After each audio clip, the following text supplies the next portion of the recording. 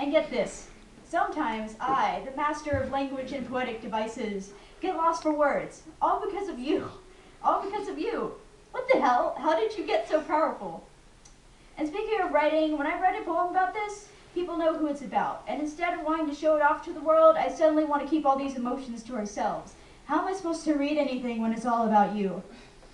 If I'm ever lucky enough to write for a living, you'd put me out of a job.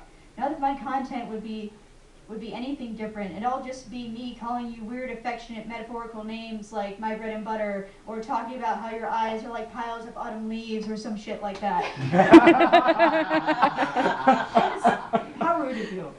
And besides, I'm an independent woman, a badass. You can't be my bread and butter. A side effect of feminism is that kind of metaphorical lactose intolerance, right?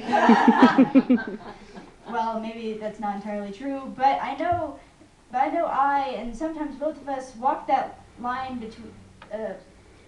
between independent and distant, between hopeful and fantasizing, caring and creepy, etc. But I find comfort in that we're both new at this, walking on that slippery, buttery slope.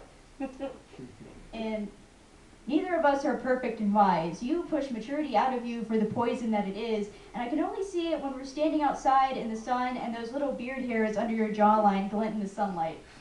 And as for me, I still ride shopping carts in public, and I still can't manage to cook microwave popcorn for the correct amount of time.